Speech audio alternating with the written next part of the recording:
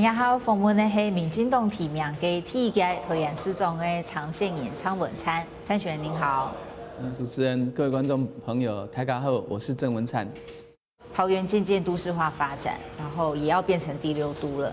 以您在地来看啊，我们会好奇，是不是桃园其实客家味也会渐渐变淡？如果您当选桃园市长，您对在地的客家语言和文化的传承跟推广，您还有什么样的想法吗？我想客语的学习应该要生活化，所以客语的体验营，我觉得应该到客庄的部落去。那在生活上来学习使用客语，这样的教学会更成功。那所以母语向下扎根是对的，但是客语的体验营我觉得应该要推动。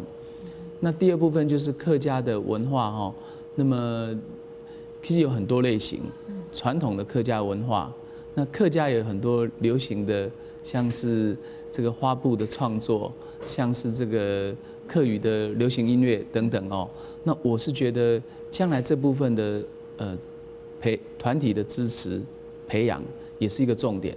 我是认为我们很多把客家事务局当作是客家活动局，那只是办一些活动帮首长行销，那是不对的。那应该让这个客家事务局成为一个把客家的元素在各个层面去落实，然后让人民看到，不管是我们的客家朋友或其他的族群的朋友，他就可以看到、可以体会、可以学习、可以尊重。那这样的话，客家这个元素会成为台湾文化一个很重要的部分。所以您认为现在县政府以后的市政府，它有专责的客家事务单位，其实这个单位跟它的经费其实是没有太大问题，只是说您认为不能变成像是活动局。对，我想像我举个例子像龙潭就是一个很有魅力的小镇也是客家文化典型的地方。那龙潭曾经产生过邓雨贤，他是台湾民谣之父。那我当市长，我要建立一个邓雨贤台湾民谣纪念馆，让年轻人看到我们自己的历史，我们自己的歌谣。那从歌谣当中也可以认识到一些文化。那另外一个是客家文学的导师，那么也是文化国宝钟兆政。那我觉得钟兆政的文学代表客家文学。那如果我当市长，我也会推动钟兆政台湾文学奖，让更多人用笔来写自己的故事。那当然包括客家的文学，所以我是觉得有很多的工作可以在平常就推动。那不是只有办单一的活动。除了客家政策以外您的想象的蓝图当中，您希望这个新的升格之后桃园市，您想要把它打造成什么样子的城市？桃园应该算是一个年轻的都市，那北桃应该连结成为一个生活圈，所以我觉得桃园假设房价涨2倍3倍，然后就生活品质没有提高，那桃园就失去竞争优势。我觉得好的桃园应该是房价平稳，但生活设施呢能够慢慢赶上双北。我希望桃园跟双北能够连结成为一个生活圈，那自然的更多年轻人愿意选择在这里创业，在这里工作，在这里追求人生的梦想。那所以桃园应该做年轻人的第一站，那第一里路我们要想办法帮他完成。您说要赶上台北跟新北成为共同生活圈，比较具体的做法会是什么？我想第一个就是交通系统，捷运应该连结，包括机场捷运、新庄线、三莺线，必须要拉到桃园。第二个当然是像公车系统也要连结，能够让上班族方便。第三，像河川整治，像大汉溪、淡水河，应该整个整治计划能够一致。那再来的话就是说，我是认为桃园的整体的基础建设做得不好。那么赶不上台北，像台北每个行政区都有运动中心，桃园没有。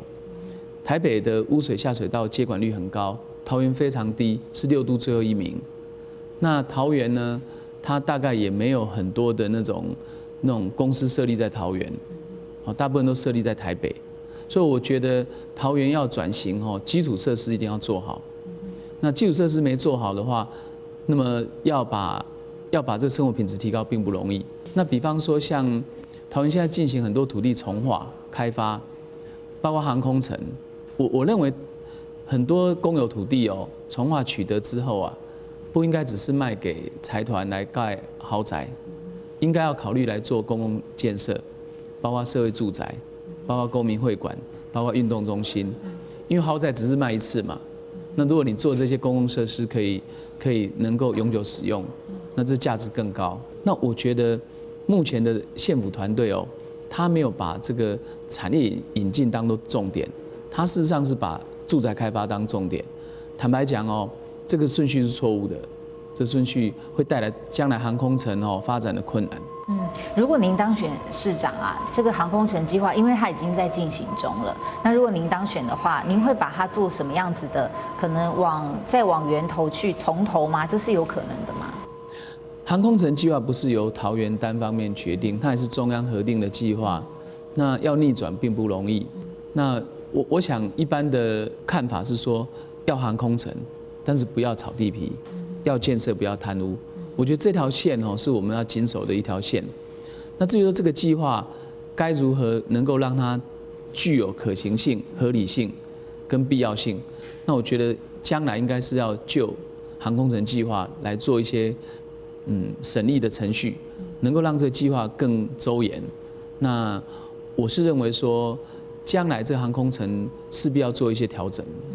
您上次我们讲到您的选情哦，您上次在竞选县长的时候，其实您的票数是还蛮让人跌破眼镜，就是其实您只输将近5万票这样子。那南桃园传统上是民进党得票比较弱的地区，那您这次您觉得您怎么去争取就是乡亲的认同，把这个5万票赢过来？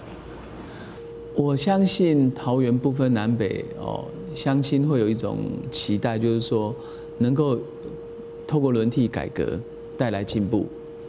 那当然，吴志阳县长的团队他也是继承国民党过去的政商包袱，所以他会接连2个副县长都会出事啊，一个涉及炒地皮，一个涉及贪污，到目前还在收押。